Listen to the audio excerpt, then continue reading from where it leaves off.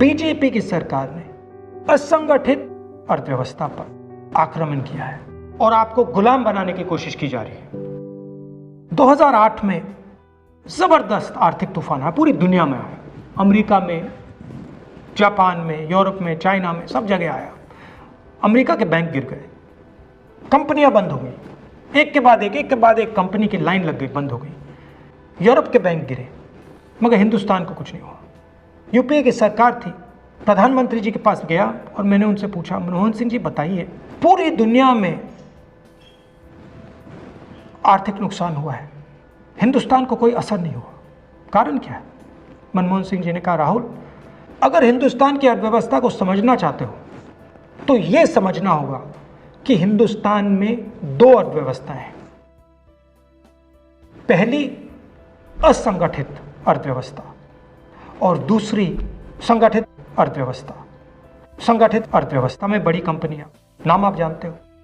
असंगठित अर्थव्यवस्था में किसान, मजदूर, छोटे दुकानदार, मिडिल साइज कंपनीज। जिस दिन तक हिंदुस्तान का असंगठित सिस्टम मजबूत है, उस दिन तक हिंदुस्तान को कोई भी आर्थिक तूफान छू नहीं सकता। अब आज के दिन आते हैं। पिछले 6 साल से बीजेपी की सरकार ने असंगठित अर्थव्यवस्था पर आक्रमण किया है। 3 बड़े उदाहरण तो मैं आपको अभी दे देता हूं। नोटबंदी, गलत जीएसटी और लॉकडाउन। आप यह मत सोचिए कि लॉकडाउन के पीछे सोच नहीं थी।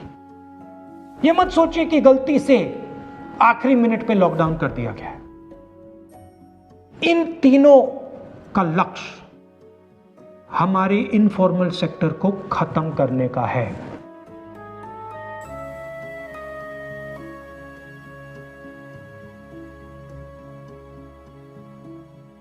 प्रधानमंत्री जी को अगर सरकार चलानी है, मीडिया की जरूरत है, मार्केटिंग की जरूरत है। मीडिया और मार्केटिंग 15-20 लोग करते हैं। इनफॉर्मल सेक्टर में पैसा है, लाखों करोड़ रुपए, जिसको ये लोग छू नहीं सकते।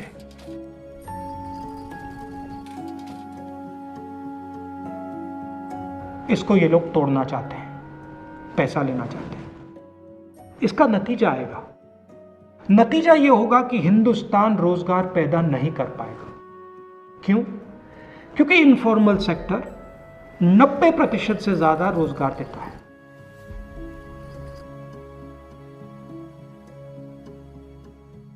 जिस दिन इनफॉर्मल सेक्टर खत्म हो गया, नष्ट हो गया, उस दिन हिंदुस्तान रोजगार पैदा नहीं कर पाएगा।